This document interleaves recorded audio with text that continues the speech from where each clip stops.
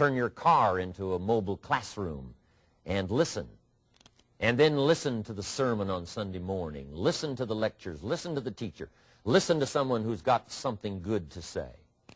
And then number 3 is vitally important on personal development, and that is read all the books you can possibly read in your lifetime. Mr. Schoaf got me started on my library. I've got one of the better libraries. Haven't read everything in it, but I feel smarter just walking in it, my library. At least I was smart enough to buy it.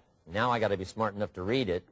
And then, of course, I got to be smart enough to decide what's valuable and then do it. But this one is very important. Become a good reader. Some books that helped change my life. Mr. Schoaf recommended, of course, the Bible. And my parents made sure I was a pretty good scholar by the time I was 18.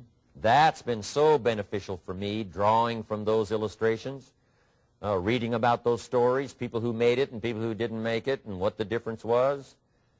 And then other books that helped to really change my life. One called Think and Grow Rich by Napoleon Hill. And then a book that helped me become financially independent by the time I was 31. And that book is called The Richest Man in Babylon by George Clason. And I'm going to share a little bit of that book with you when I get to financial independence today, our 3rd subject.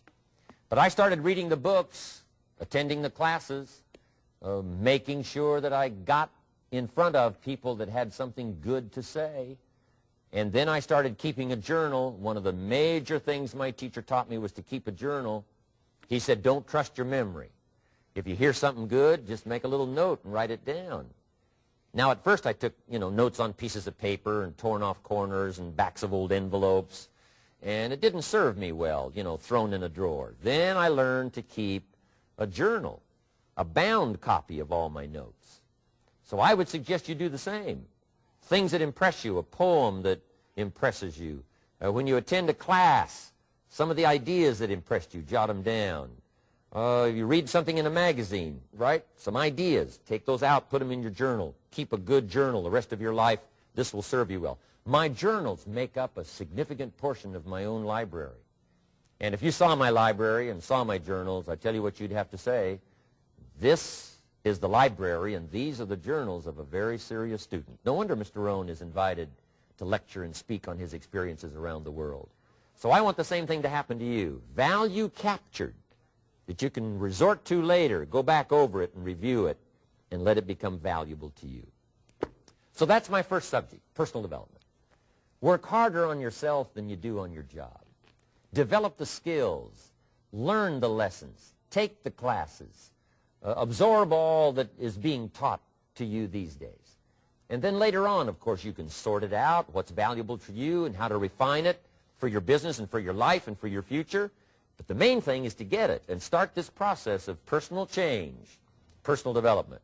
And let me say it one more time. If you will change, everything will change for you. You'll never be the same. You'll keep growing. As you look back on a few months, look back on a few years, you won't believe the progress you can make. Economically, your relationship with your family, your friends, and whether you're in sports or economics or whatever, I'm telling you, that whole process of committing yourself for personal change, personal value, can really make your life unique and worthwhile. Now let's cover the second subject on setting